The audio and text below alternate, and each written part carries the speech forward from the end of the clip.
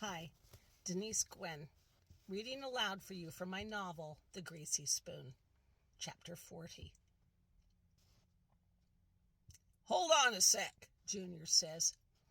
He sets his rifle onto the grass, pushes the handgun into his back pocket, and turns his back to them. "I gotta take a piss. You guys go on ahead." "Okay," Jeb says and eases to the door. "You want Clem to stick around, hold your dick for ya?"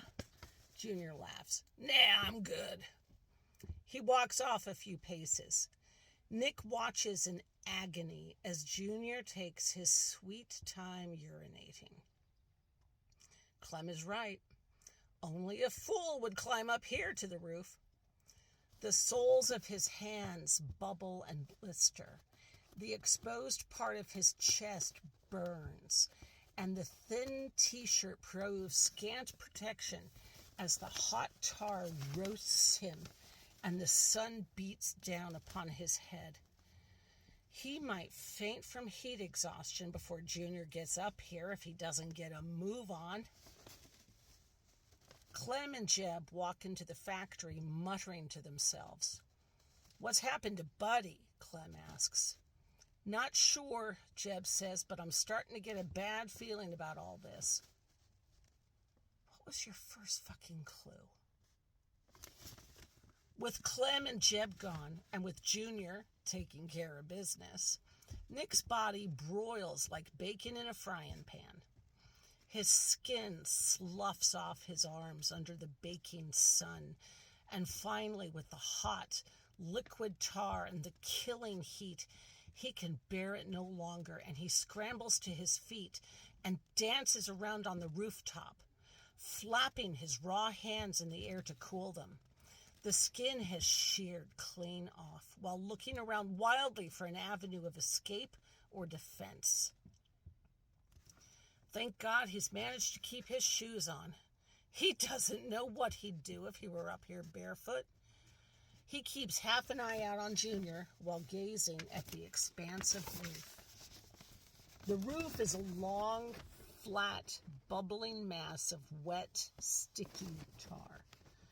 100 yards away perches a housing unit with a generator beside it. The power center for the factory. If he starts running right this second, he might reach the housing unit by the time Junior makes it up here.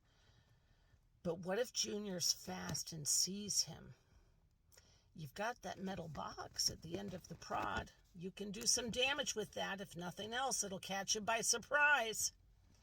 And then he hears it. The rackety sound of the ladder as an agile young man climbs up it, and what do you know? Yes, sirree, there he is, folks, Jeb Jr. Nick sees the top of his head, and for some weird reason, Junior isn't looking up, but down at his feet. And in the second that his head clears the roofline, Nick turns the metal end of the cattle prod toward the ladder, and as Junior's eyes lift and he registers Nick's presence, will you looky-loo at that? I was right, goddammit, I was right all along. He was up here all this time. He sees the end of the cattle prod heading straight for his temple. His eyes widen, first in surprise, then in anger. And Nick strikes Junior hard in the right temple. And Junior's eyes flatten and widen. And then his forehead bangs hard on the roof.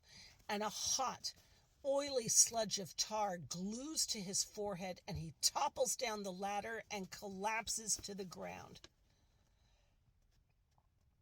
Nick stands above him, staring down, panting.